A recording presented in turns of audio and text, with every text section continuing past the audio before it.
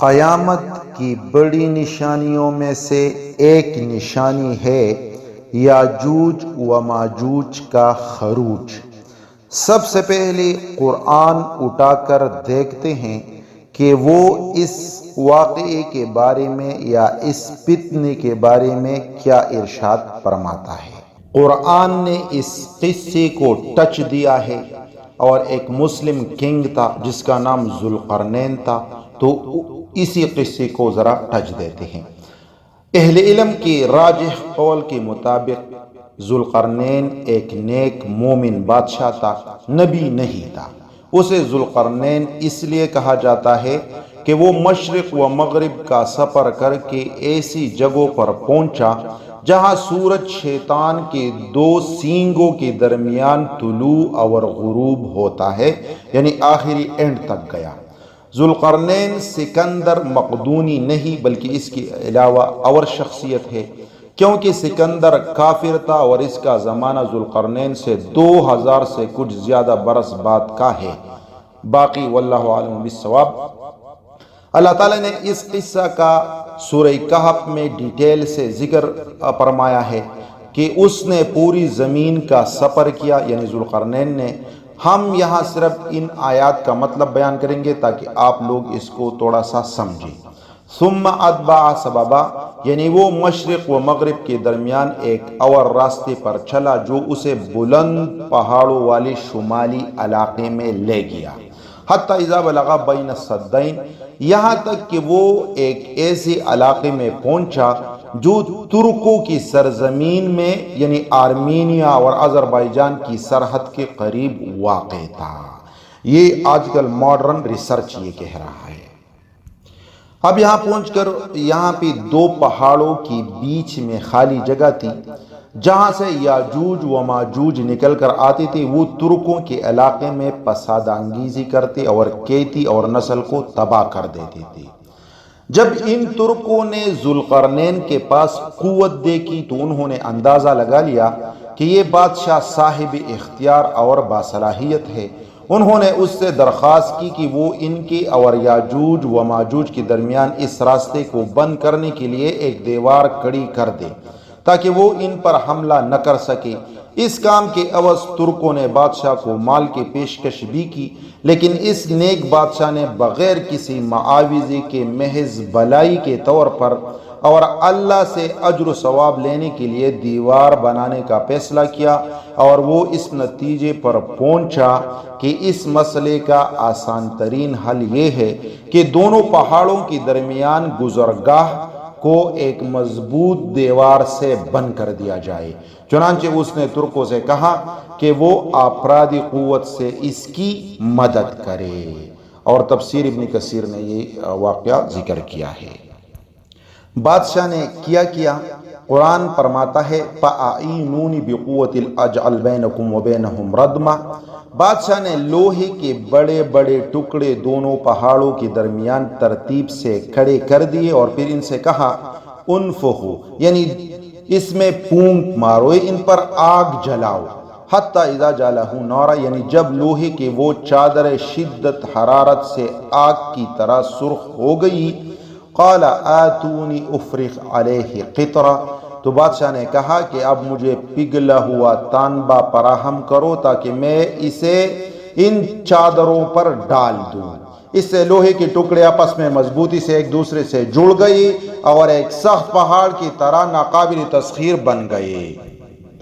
اس دیوار کی بلندی کے باعث یاجوج و ماجوج کے لیے اس پر چڑھنا یا اس کی اوپر سے جھانکنا ناممکن ہو گیا۔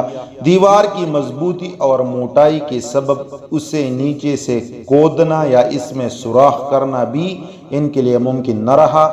اس مضبوط و مستحکم دیوار کے ذریعے سے ذوالقرنین نے یاجوج و ماجوج کے راستے کو بند کر دیا۔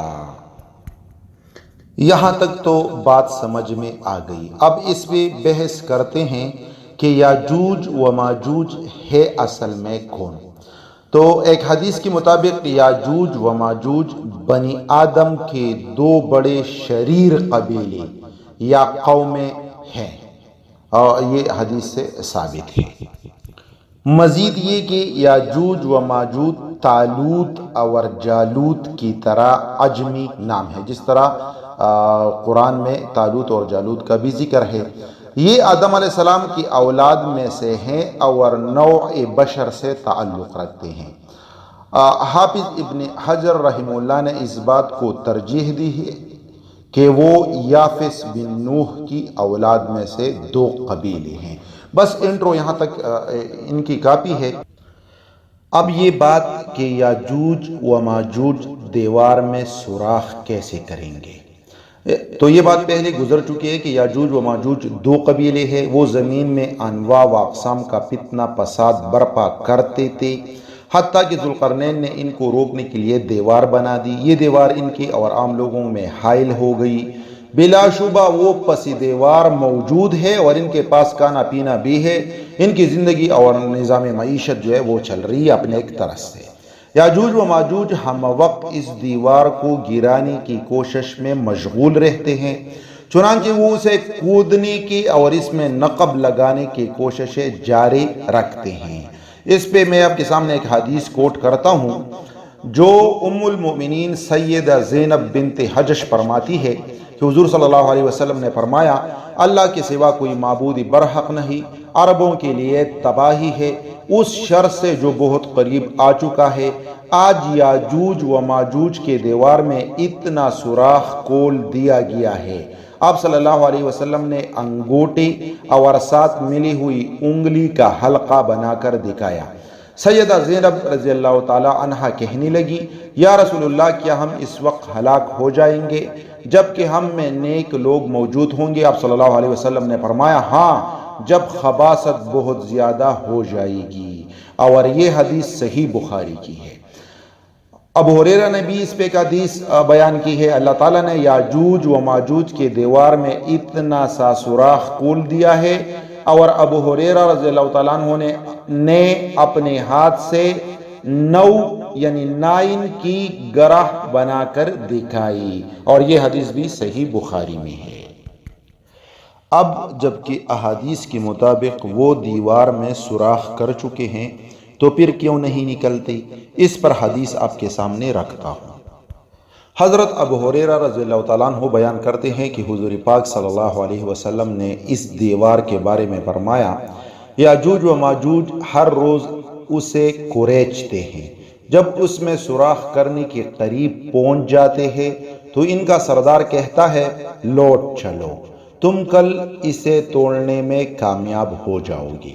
جب وہ لوٹ جاتے ہیں تو اللہ تعالیٰ اسے پہلے سے بھی زیادہ مضبوط کر دیتا ہے، مگر جب ان کی مدت پوری ہو جائے گی اور اللہ تعالیٰ انہیں لوگوں کی طرف بھیجنے کا ارادہ فرما لے گا تو اس روز ان کا سردار کہے گا، لوٹ چلو، انشاءاللہ تم کل اس میں سوراخ کر لو گے۔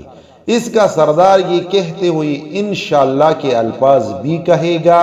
نبی کریم صلی اللہ علیہ وسلم نے فرمایا، وہ اس روز بھی لوٹ جائیں گے۔